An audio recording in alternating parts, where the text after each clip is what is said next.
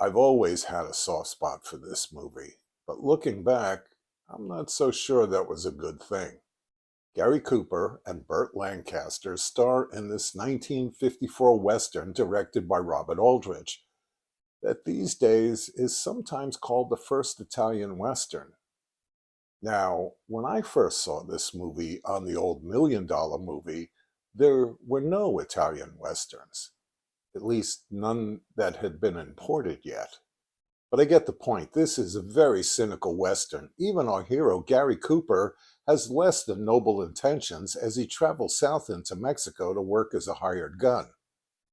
He hooks up with Burt Lancaster and his gang of roving killers, which includes Charles Bronson, Ernest Borgnine, and Jack Elam. Oh, and by the way, Charles Bronson does play the harmonica in this movie. So I guess it's 6 degrees of Sergio Leone time. Anyway, these boys make the Wild Bunch look like Girl Scouts, especially Burt Lancaster, who's a grinning psychopath and a sadist. But at 6 years of age, I just thought he was super cool, especially alongside Gary Cooper, who by comparison comes off as an old man. But now, as an adult, Gary Cooper's refined manners and grace under fire are far more appealing. I was a big Burt Lancaster fan back in those days because he was so dynamic. He practically leapt off the screen in adventure films like The Crimson Pirate and The Flame and the Arrow. Lancaster bites into his New York accent, and combined with some Damon Runyon-esque type dialogue, his Joe Aaron comes off as a New York street kid in Western garb.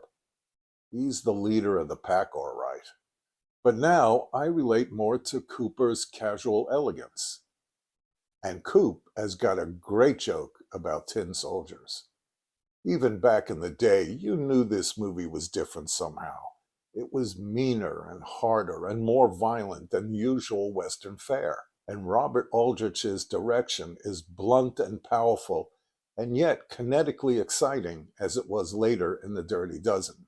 Also in the cast is Cesar Romero, who's suave and nasty as one of Emperor Maximilian's minions. Denise Darcel is the female lead, a countess, and as treacherous a piece of French pastry as you're ever likely to find. The beautiful and exotic Sarita Montel plays a Mexican pickpocket, and she is much more interesting than her female co-star. There's a scene late in the movie where Burt Lancaster slaps Denise Darcel around, and it's so out there, so over the top, that it's almost a cartoon of sadomasochism. Another trait the movie shares with Aldrich's later Kiss Me Deadly. These are not exactly the best ideas to confuse a young kid's brain with, and looking back, I have to wonder about the effects certain movies have on a child's sense of reality. For instance, in my generation, the big example was how many kids got poked in the eye because of the Three Stooges. There wasn't a rating system back then, so as a kid, you pretty much got to see whatever was playing, and sometimes whatever was playing was not a good thing to see. Now, I'm pretty sure my brother Eddie is also a fan of this movie. Like me, he grew up watching it on TV. We were the kind of kids that were always jumping off garage room roofs, and after a while, mothers in the neighborhoods wouldn't let their kids play with us. So I guess you gotta wonder. And that's not woke. It's evolved. It's simply being awake to the causes and effects of culture. So no big deal. Get a grip, take it easy. And I'll see you around the campus.